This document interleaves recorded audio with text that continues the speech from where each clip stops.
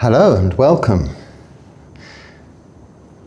So moving straight on with our comments and questions today, picking up from where we left off last time. This is in fact coming from the emails, but I thought I would just include it. A short question: if Chitta is the one who knows, who is it that doesn't know?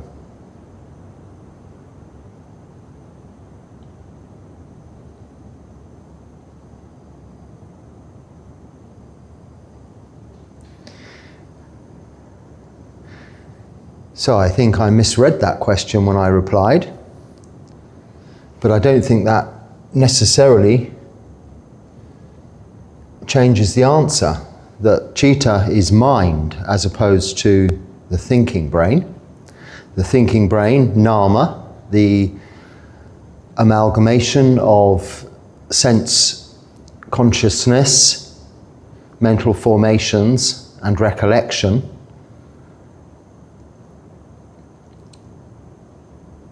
feelings also, physical and emotional, the mental aspects of the four mental aspects of the five aggregates, or khandhas is the Pali word, that make up this existence or experience of existence. Rupa, the physical body, which includes those sense organs of seeing, hearing, smelling, tasting, touching, and the thinking brain, are not the Chitta.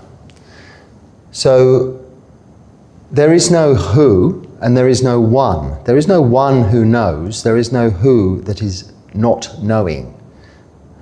Now, often, yes, in some traditions, Chitta is described as that which knows of the experience those five khandhas are going through. It isn't meant as a separate entity, however, or a separate thing. Chitta, like Nibbana, is not of this conditioned world, and therefore cannot be described or equated to things that are. Unlike the colour of a banana yellow can be compared to the colour of a flower that is yellow, Chitta has, and there is no comparison. Nibbana, there is no comparison. These are not things. These are not of this conditioned world, comparable to experiences of this conditioned world. So we can only describe them as what they are not. So Chitta is not the thinking brain. So in essence, the feeling of being in love or having love, the emotion of love, is not a process organized logically within the intellectual, physical, thinking brain, often described as mind, and in the five khandhas, the four aspects of mental capacity described as nama.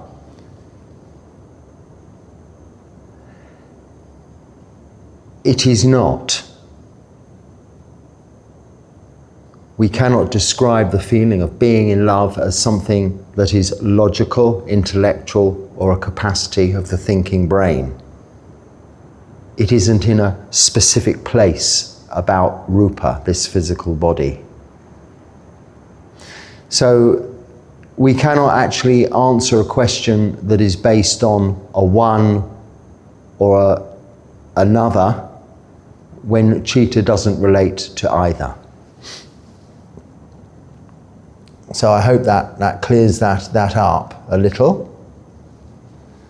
Oh, question here, a short one. Why Sri Lanka, Bhikkhu? Because it's a very wonderful and beautiful country and a very accommodating place for a bhikkhu, an ordained Buddhist monk, because Buddhism is the religion of this country, so the local inhabitants are aware of a monk's rules and conditions by which they live. They respect those, so in that sense are very supportive. But why specifically, in my case, I was on my way returning from, I'm unable to stay in India. I am a British citizen, so that's just a convention, it's a technicality, but all objects of convention, technicalities and laws, whether global or local, must be adhered to and obeyed. We don't go about trying to bridge or breach even what seemingly are unconventional and awkward and maybe inappropriate conditions or laws which are in the vicinity of where we are staying. When in Rome, do as the Romans is a saying we have in England, meaning that if they have a particular law in one country and you're living there, they're giving you the grace, the opportunity, the hospitality, welcoming you to stay in their country, you abide by their local laws and ways. If you're not able or do not simply want to do that, then you go and find somewhere else to live. But in India, the visa rules are such that as a British citizen, at least, I don't know about other nationalities, you're not allowed to stay in India for any more than 6 months in one calendar year. So although I wanted to remain in India and I was ordained in India, when that rule came about, after about 3 or 4 years into my ordination, I was having to go and stay in Thailand for 6 months and then return to India, and then juggling that with Vasa periods when we're not allowed to travel, it became, and in conjunction with the calendar year on which it is based as well, it's not a simple 6 months here, 6 months there, 6 months here, 6 months there. It's 6 months within any 12-month period of the Gregorian calendar. You can, just from my explanation, it's awkward and unmanageable, isn't it? Especially as a bhikkhu adhering to Vinaya rules also, those of staying in one place during the Vasa season. So I was on one of these many trips back to Thailand, and I thought at the end of the Vasa it would be a good time to stop off in Sri Lanka on the way back to Thailand, the monastery where I was living for 6 months of the year when I was not allowed to live in India. And I stayed here. And now I'm in my 3rd year living here, because there are no such difficulties or awkwardnesses. It's also within very close proximity to southern India, where my monastery, my Sangha, is based in Bangalore, in central southern India, and that is very accessible by flight, admittedly. There is a boat, but that doesn't qualify for visa purposes. It doesn't have the sufficient immigration facilities to recognize you having left the country and returned again. So still, as a person living in Sri Lanka with a tourist visa, so to speak, albeit a long-term multi-entry tourist visa, which I'm fortunate to have, because they don't do those anymore, I still have to leave the country every 6 months, but I can literally leave and return. So it's no trouble. It can be done in less than 1 day, less than 24 hours. It can be even done in less than a monk's day. I can leave in the evening and be back by morning, or leave in the afternoon and be back by dawn the following day, without any difficulty. And at the same time, visit my Sangha in southern India. So it really did provide everything necessary for me to continue my time as a bhikkhu in proximity to my Sangha, living in a Buddhist country, and just naturally have relaxed into staying here. I'd looked to stop traveling a long time ago, but for lots of reasons, internationally and locally, I was having to keep moving. So as soon as there was a place where I could literally stop moving and concentrate on my practice, then I took that opportunity. And I'm very grateful to the people of Sri Lanka for allowing me to do that and to be here. So that's why Sri Lanka. I hope to stay here for as long as I possibly can, until I am no more. Okay, where's the question? I'll have to read the whole thing. I took your advice to get up early to practice. I look forward to it, so I get up at 5 a.m. The thing is, I have a harder time concentrating at this time than in the evening. I find it odd, since at this time my mind has not been filled with nonsense. Yes, I find it odd too, because it's usually the other way round. So maybe you're just trying in the morning to concentrate. So stop trying. Don't think about concentration. I know we translate samadhi as concentration, but think of it as just meditation. And think of it as even just samadhi. It's a nice word. You're waking up early for samadhi. Samadhi. Or even samatha, peace and tranquil, calm states of mind that are already there when you wake up in the morning before you start thinking about the busy day ahead. And maybe just give some ease off on the trying. Take the trying out of the sentence. And just, when you are ready, sit and observe the breath. And notice how much more peaceful your mind already is at that time, in the morning, than it is after a busy day in the evening. That's not to say that you shouldn't meditate also in the evening. It's a good time to observe the busyness of the mind. And also to see it begin to settle, like sand stirred up in water. When set still, in a clear glass, the sand begins to swirl and gently settle on the bottom until the water becomes absolutely clear, as does the mind. Similarly, with time, begin to settle and become clear, allowing the seeing clearly of the true nature of existence. That is what vipassana means, seeing clearly. So I've used two words there, vipassana and samatha, in that little explanation, and not in the context to which they're ordinarily used, which is vipassana as a meditation technique and samatha as a meditation technique. Because they're not meditation techniques, they're qualities we develop through samadhi. Samadhi is meditation. That too is not a technique, other than it is concentration, but just call it focus.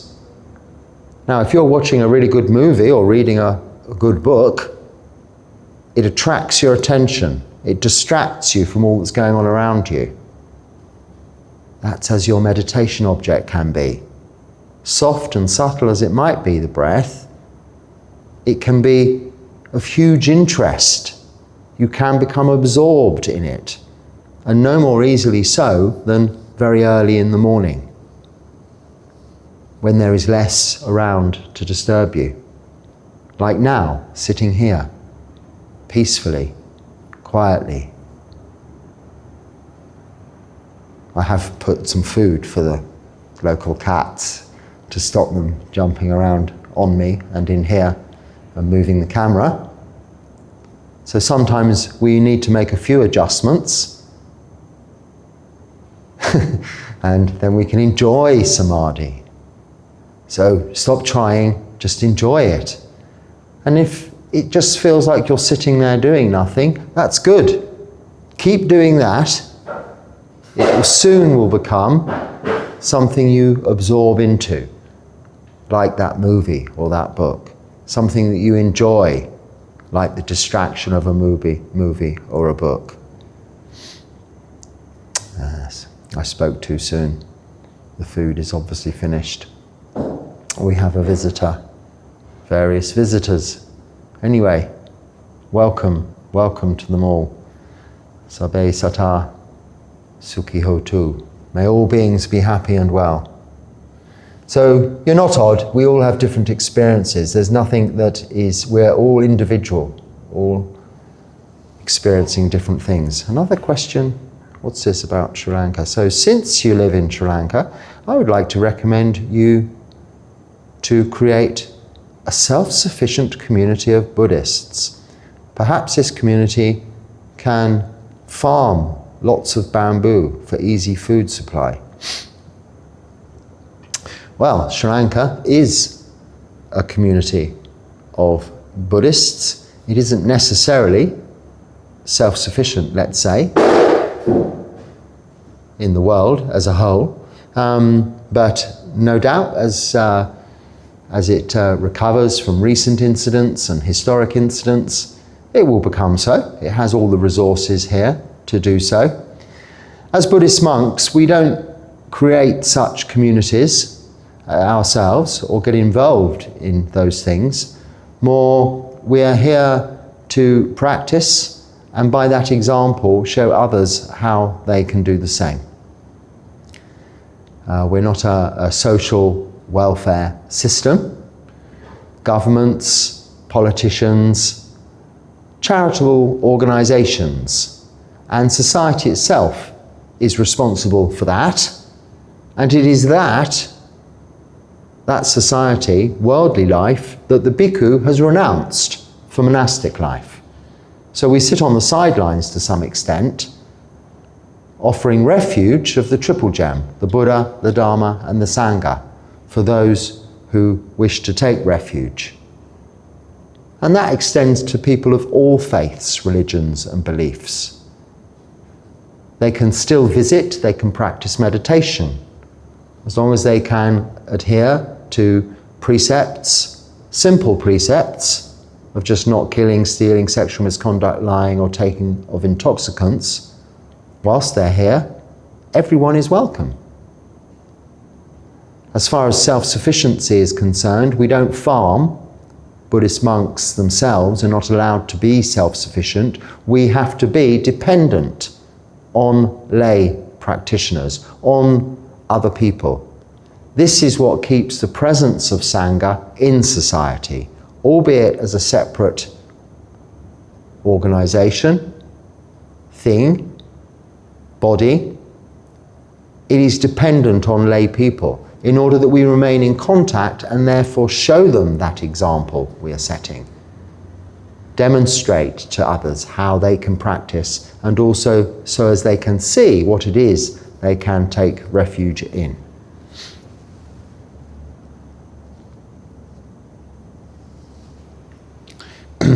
Another one about early in the morning. I must have mentioned it once or twice. I wake up at 3:15 a.m. and do my practice then. What do you think about doing half walking meditation, half sitting meditation?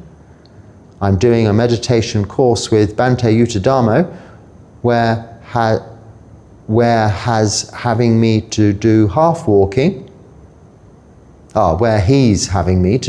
walking, sitting for 30 minutes, walking for 30 minutes, sitting twice a day. Is this suffice? Follow the instructions of your teacher. Yuttadhammo Bhikkhu is a very good meditation teacher, although he teaches a slightly different practice to, well, I don't really teach a specific practice of meditation. I keep it very simple and ask you to simply sit and do nothing and follow the breath. What happens next is to be observed, seen, and eventually seen clearly. This is Vipassana meditation. But Yuttadhammo Bhikkhu has a very specific system and method of teaching, and you should follow that. If that's what he's suggesting you do, that is what you should do. If you're uncomfortable with any aspect of that, then discuss that with your teacher. If you can, and I'm sure you can. And he is living here in Sri Lanka also, and has a meditation center here in Sri Lanka also, and a YouTube channel also. And I consider him, in terms of the suttas, the Vinaya, the Sutta Pitaka, and all aspects of Buddhism in that sense, to be one of my teachers also. Because he has, although I'm not in direct contact with him and have never met him, his teachings are very clear, concise, and apply to everyone. Again, really, of even non-Buddhists too, in terms of their practical application of the Dharma in all of our everyday activities. He covers sila, he covers meditation, he covers the development of wisdom. He does break down the meditation practice into a systematic way of approaching it, which I have never personally felt the necessity to follow, but that doesn't mean that it isn't a very good introduction to meditation. But I'll leave you and others to look at that and choose for themselves. Essentially, he is only practicing and only teaching what it is from the suttas the Buddha is showing us. And his channel also goes into some depth into each and every one of the suttas, not in any particular order, but continually over time, and go back for many, many years, his teachings.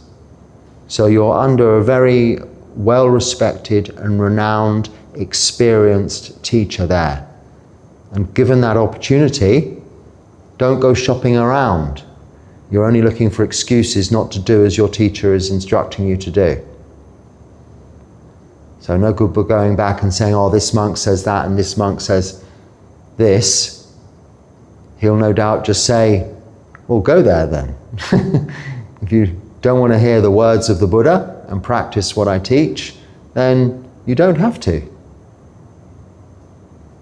But give it time, like digging a hole. Keep digging, and you'll get to water eventually.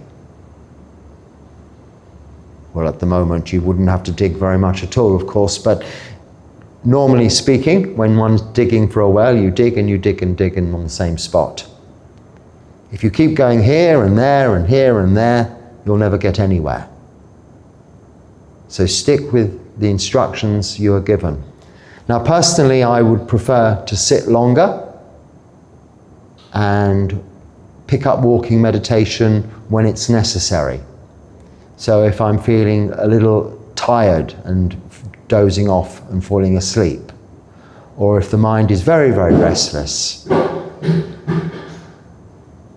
But at this stage in my practice, it isn't really necessarily the case that I need to have a rigid structure of 30 minutes walking, 30 minutes sitting, as do probably most experienced meditators. But it is a very good way of introducing yourself to a regime of practice and meditation. So my respects to Yuttadhammo Bhikkhu. I'm very happy he's in this country. Also, similarly well supported, I would imagine, at his meditation center. If you get the opportunity to visit him there, please do.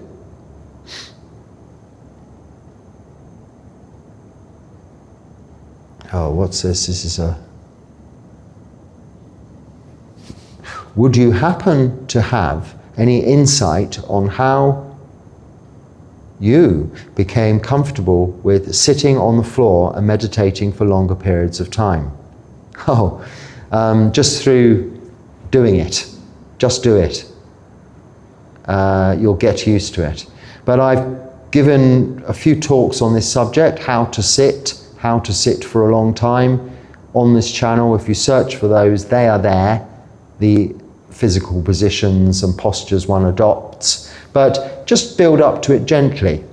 And the best way I've always suggested or found for people to be able to sit for a long time in meditation, simply on the floor, without assistance, without accessories, without special stools, without special cushions, as I'm sitting here now, just on a thin piece of cloth, on a grass mat on concrete. The grass mat is there for aesthetic purposes, really. Aesthetic purposes, really. Make it look nice and warm in here, rather than cold grey concrete. It's of no thickness, serves no real purpose, it's not necessary. If I'm on the asana up here, the raised seating area, I don't put anything else on other than this cloth, which is a way of us keeping our robes clean, or if our robes were dirty, keeping whatever we're sitting on clean. So it's not a Vinaya rule, but what we call a bylaw, or a korwat, a rule of certain monks and traditions, that they sit on a piece of cloth, a sitting cloth, whenever they sit. Here in Sri Lanka they do it differently. The lay people always put down white cloth on wherever you sit. So they don't normally necessarily have to have this. But we always have this. Even if we sit on the bus, we can pop this on the seat and sit down. Now, how do we do this? Well, throughout all of your day, at home, when you're eating, playing with the children, watching television, reading, whatever you might be doing, sit on the floor. Rather than lazing around on sofas and comfortable chairs, just sit on the floor. And then when it comes to meditating, you'll be already there. You would have got used to sitting on the floor, and you'll get used to finding a way of sitting comfortably on the floor. And try and sit still. Look at your posture. How is it? Ears in line with shoulders, shoulders in line with elbows, elbows in line with hips. Chin tucked slightly in. And then your back is straight, or as straight as it can be. Don't put yourself out. If you need to sit a little bit at an angle, it's probably because that's what your body requires. So be kind to yourself. And the way you can be the most kind is to practice the posture, the sitting, when you're not meditating. When it comes to meditation, maybe just sit on a chair and meditate and be comfortable, so you can really fully focus on the breath. But eventually you won't need that chair, because you would have got used to sitting during all of the other time you have in the day. And then also notice how fit you become, because whatever you need to do, when you need to go from one room to another, get up and get a drink, or get up and go to the toilet, you have to get up from the floor, rather than easing yourself from one surface to another. Most people stay at around 2.5 feet, 3 feet area in their existence. Their bottoms slide from a comfortable sofa onto a comfortable toilet seat. Never moving out of that vicinity of 2.5 to 3 feet or 1 meter. Okay? Now, if you sit on the floor, live on the floor, like the majority of Indian families of any age or condition, they live on the floor, sitting on the floor. It's normal. Chairs are not normal there in most parts. Or for the majority, let's say. But in countries, even here, where they've become accustomed to chairs, their bottoms are always around that meter zone. Chair, toilet, bed, toilet, chair, car. When you live on the floor, to go to any of those other places, you've got to get up. Unless indeed you're in a country that has toilets also down there on the floor. When you squat, and that's the best way to go to the toilet. And those toilets are much easier to clean also. And they don't have seats that break or need to be put up or put down. Very simple, you see. The simpler your life is, this is what comes as a result of renunciation, the easier everything becomes, including sitting for a long time. So if you live on the floor, when it comes to meditation, it's nothing special. It's not some yoga sports event. Oh, now I'm going to sit on the floor for 30 minutes. Whoa, It's going to be such a strain. No, you just live on the floor anyway. It's normal.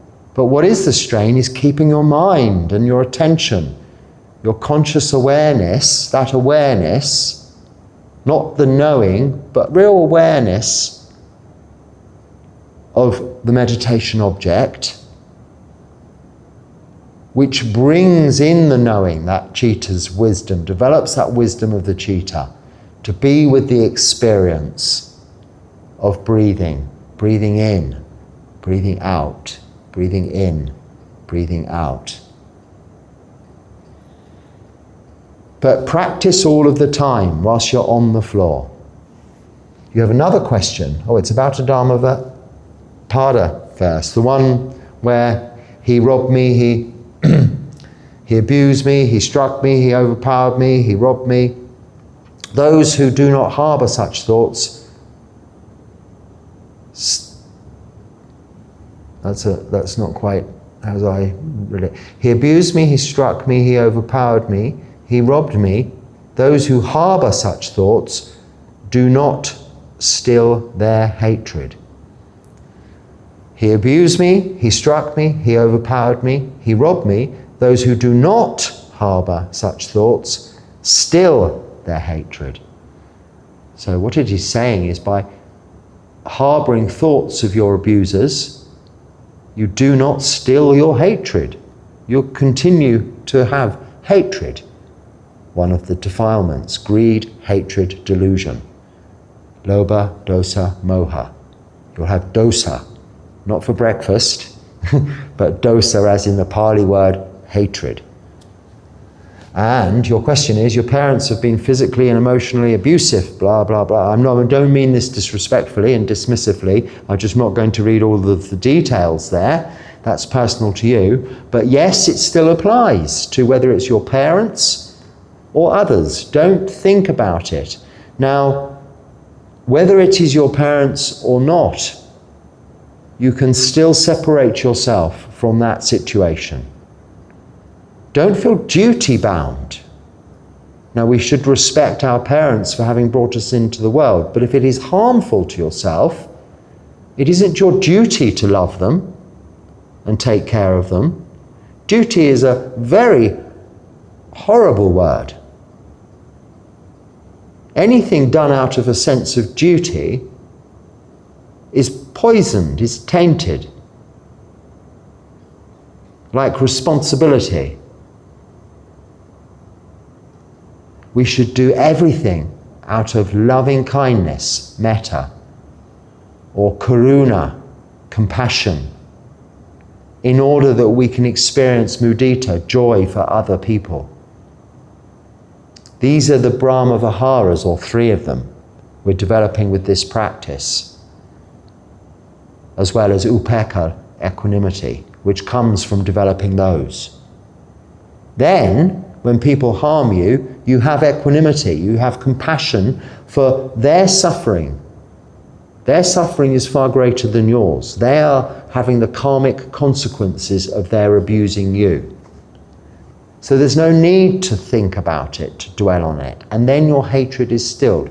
If you are living and you're in an abusive situation that you cannot get away from, then this is very difficult, but you should always be able to try and seek assistance and help to escape that situation whereby you may be harmed, whether it be your parents or other relationships.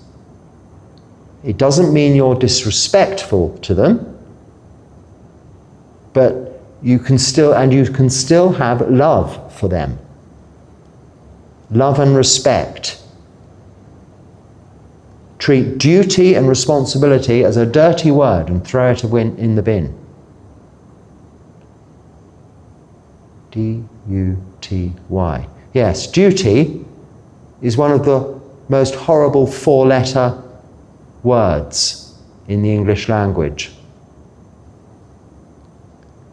because it poisons and taints what you ought to be able to do simply out of love.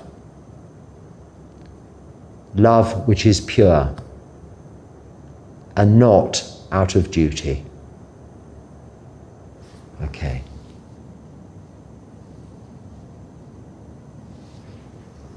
My sister passed away the other day, and I'm wondering what we lay practitioners can do for friends and family members that have recently passed away. I don't live near her, so I'm asking if there are any rituals or prayers that we can do as lay people. So this again is from an email, but I thought I'd share it with you because it's a very common question. What do we Buddhists do when someone dies? Are there any rituals or prayers? So we don't have prayer or worship, although it may be labelled and called that in terms of devotional practices. All of our practices are of the nature of reflection when it comes to chanting and the devotional practices, and mindful activities such as lighting incense, offering candles, even food to a Buddha statue, and bowing to a statue or to members of the Sangha. These are not devotional practices of worship, but mindful activities of remembrance, of recognition of the Buddha, the Dharma, and the Sangha, the teacher, the teachings, and the teachers still around in that lineage. So these are our activities. Now for the departed, for the dead, we firstly, in order to help their nearest and dearest, and ourselves in our grief, remember, recollect, again, reflect upon all of the good those individuals did in their lives. And if there's nothing specific, just the very nature of their existence, what good that did and what benefit that brought to others and ourselves through that relationship with them during their time with us. So we remember all of the good.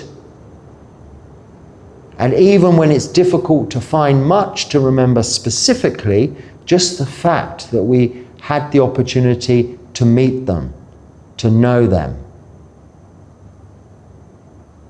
and that they had the opportunity of a human life in which to exist, and any good they did in their time whilst living can be reflected upon, but you can know went somewhere towards developing a bank of good karma. Karma means actions, but it's the results, vipaka, of those actions of body, speech and mind that will manifest in future rebirths, or even within this life, what happens around you and with your future whilst you're still living. And those that you interact with will recognize, will experience the fruits of that. You can also share with those that are departed out of, like in the dedication at the front of a book, in memory of so-and-so and so-and-so, someone who benefited someone greatly in their life, might have a dedication in the front of a book by the author, or on a building or something like that, out of memory, bringing to mind the goodness that person did. So these are the really truly beneficial things you can do when you lose someone that will help to alleviate your own grief and sense of loss. And if you understand it to be so, you can dedicate the merits of all of your goodness to their happiness in their future rebirth, or in just respect of their memory, however you choose to see it. And this is how you can truly do something useful in their honour. It will benefit you, and it will benefit those others who knew them, who may be experiencing a sense of loss or grief. So come together and celebrate joyously, not in just the cliche fashion of, a celebration of life, because sometimes there's not a lot to celebrate, is there? But just the fact they had that opportunity to be human meant that they'd done a lot of good in past lives, to be born into the human realm. And maybe they had been in contact with Dharma during that life. in which case they had done a lot in previous lives of good, meritorious activity, behavior. So remember these things. And for those who are not, people you may know who are not Buddhists, also, without, proselytizing, preaching, or any mention of Buddhism, you can alleviate their loss, their suffering, by these very factual reflections.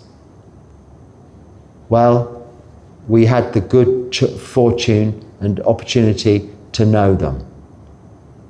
We remember that. We reflect on that.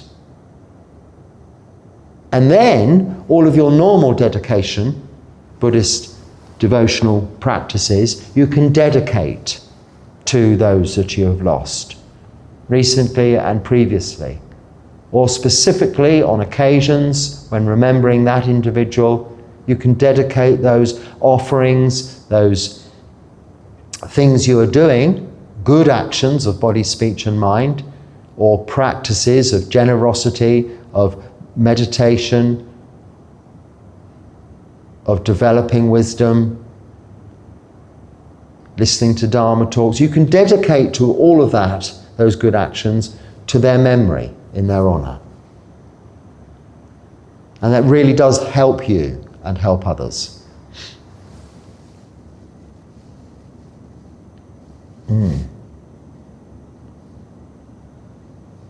How can a practitioner stir up energy so that tranquility doesn't slip into sluggishness? Enthusiasm stirs up energy. When you're enthusiastic about meditation, you're less inclined towards sleepiness, tiredness, lethargy, laziness. The third of the 5 hindrances that are obstacles in the way of our meditation. Now, firstly, before meditation, make sure you've always had enough sleep. Not too much, but find what is enough for you. Experiment with that, so you've had enough sleep. If you're trying to meditate when you're really tired, you're going to fall asleep. And then you may need to stand up and, as we were talking about before, alternate between walking meditation and sitting meditation. But first and foremost, make sure you have enough sleep. And don't meditate after you've just eaten. Try to have at least 2 hours before you meditate after you've eaten. So if you eat in the evening, eat earlier in the evening so that you can meditate a good hour before you go to sleep, but there's a nice good big gap in between. Going to bed on a full tummy, I think, is a very unhealthy way of living anyway. Because what is the point of filling yourself with fuel to let it just rest there? Okay, yes, it's being digested. But we do tend, when the body is going through this process of digestion, to feel tired and lazy and want to sleep, which is why there are siestas. People eat their lunch and then go to sleep for an hour. I think it's an appalling habit. I think one should, after you eat your lunch, practice walking meditation, walk up and down, to burn off the excessive energy created by, so for instance, these cats who I've just fed are tearing around like crazy things now because they're burning off the energy, that's the energy rush from the things in their food, sugar in our case, that gives us that rush of energy. You should burn that off and let the natural process develop the long-term storable energy from the food in your bodies. Now, I'm no biologist, so this is probably all wrong, but it's from my own experience of eating and meditating, eating and walking and just living that I'm saying this. If you eat and then laze on the sofa and go to sleep, you're going to become a big fat lump of lard. Literally, because that's what food is doing.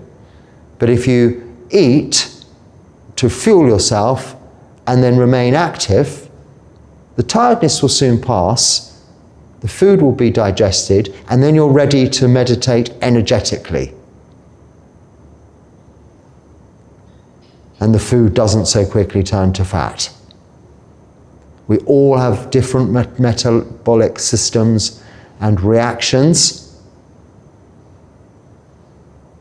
And I'm generalizing massively here. So please excuse me, I don't mean to cause offense. But essentially, food does, if it's unused, I think, turn into fat, which is then stored up for later use, presumably, or hibernation, or something like that. But we stir up energy through enthusiasm for the practice. So the more you see the breath as interesting and become enthusiastic towards the results of meditation, samadhi, absorption, for instance, the less inclined towards sleepiness, sluggishness you will be. So that peace, calm and tranquility, samatha, will not turn into sluggishness. A dullness, a dull state of mind, zoning out, dreaming, fantasizing, will turn into sluggishness, laziness, tiredness, and sleep. So we stimulate the mind. So you watch a good movie, read a good book, it's stimulated by that distraction. You become absorbed in it. You're not falling asleep if it's interesting enough. So see the meditation as interesting enough. And this overcomes that hindrance of tiredness and sleep.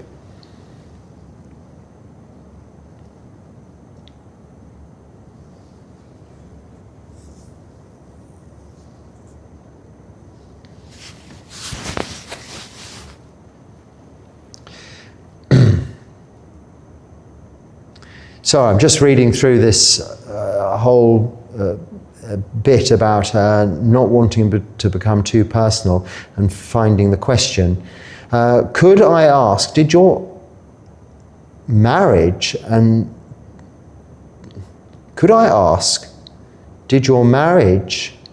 end over religion? Or just because 50% of all marriages end these days? And what did your kids think about you breaking up with your wife? So, and how, there's a whole lot of questions here. How did they react to your years of van living? Did they think you were a visionary, a hobo, or crazy? How was it that you finally flew off to Thailand? Okay, so this is basically taking the description in the channel description and asking a question about each and every part of it. If I really thought there was much more to discuss there, then I would discuss it. But my previous life is that I have renounced. Now I will say, my marriages in my previous life, within this life, long, long before I was a monk, 20 years before I ordained, probably at least minimum of 10 years before I ordained, I was divorced for the last time. I had more than one marriage, firstly. So there was a long period of time after divorcing, which was not over or anything to do with religion, just incompatibility, or as they were not fraught in any way, the divorces. So not really, don't warrant any further analysis or discussion whatsoever.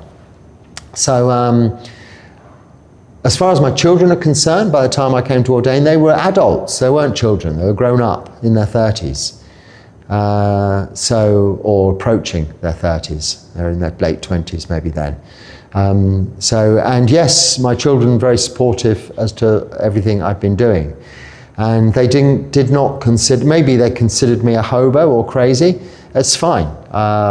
A hobo, I'm not sure exactly the true definition of that, but an alms mendicant, a samana, an alms mendicant, is a homeless wanderer.